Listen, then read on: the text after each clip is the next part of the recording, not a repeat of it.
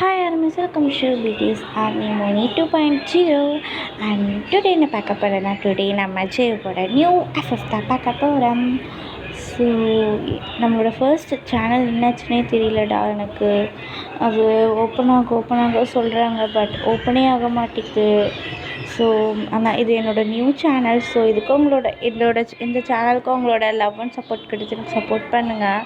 And ஸ்டோரியோட name பார்த்தீங்கன்னா my Innocent புருஷா.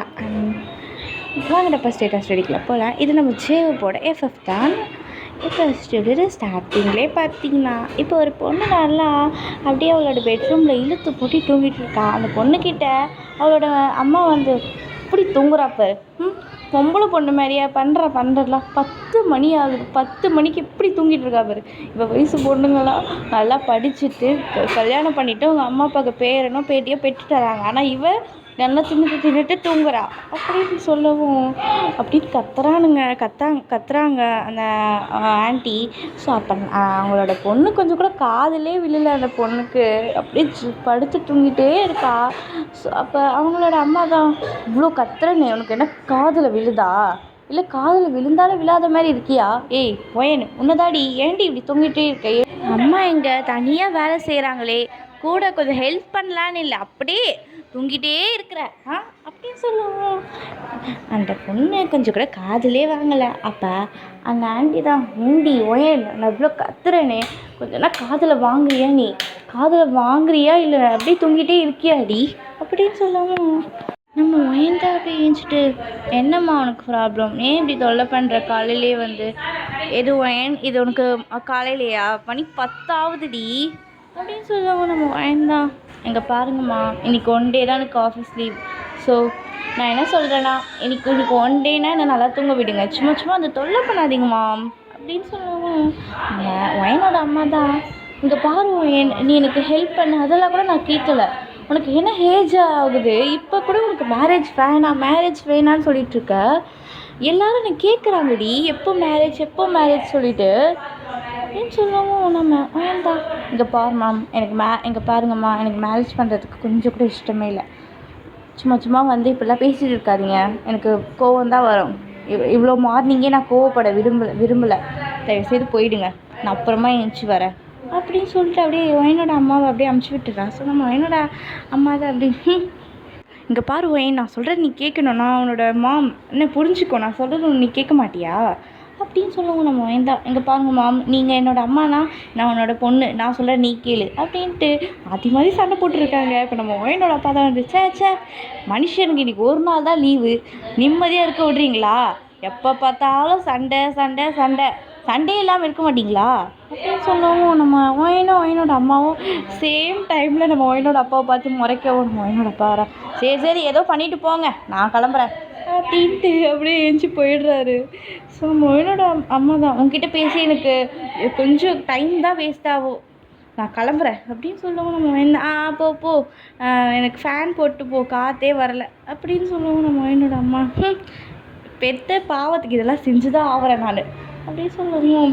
அப்படியே நம்ம ஒயன் எதுவுமே காத்துல வரல, அப்படியே ஜாலியாக தூங்கிட்டு இருக்கிறா.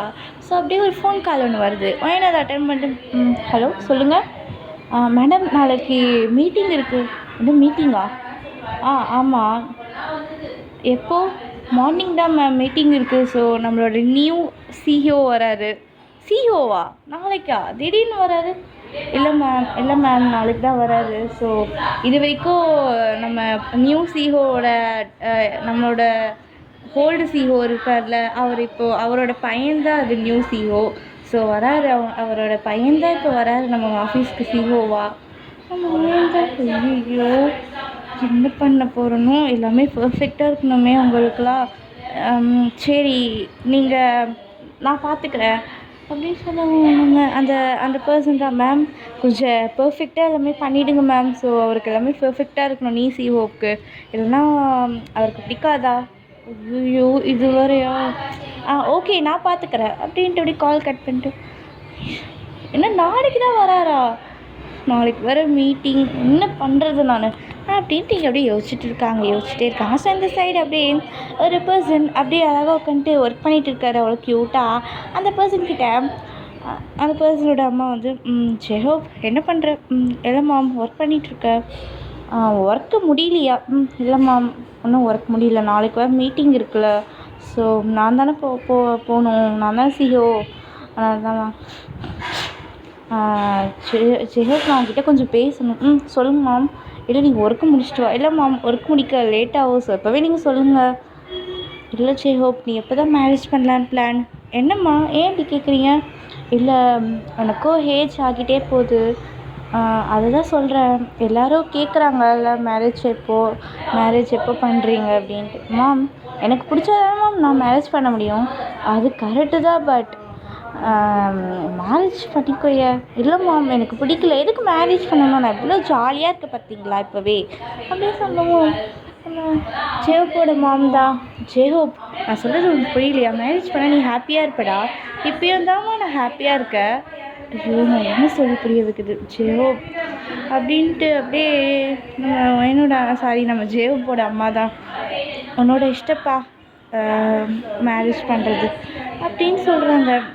ஜெஹோப்பா ஓகே மேம், எனக்கு மேரேஜ் பண்ண தோணுன்னா நான் பண்ண மாட்டேன், நான் பார்க்கலாம் அப்படின்ட்டு சொல்லிடுறாரு. ஏன்னா நம்ம ஜெஹோப் ரொம்பவே இன்னசென்ட், அண்ட் மேரேஜ் தான் அவ்வளோ என்னன்னே தெரியாது அவருக்கு. ஓகேடா இந்த பார்ட் நான் இதோட முடிச்சுக்கிறேன். இதோட பார்ட் 2 நான் சீக்கிரமாக அப்லோட் பண்ணுறேன். பாய் ஆமீஸ்.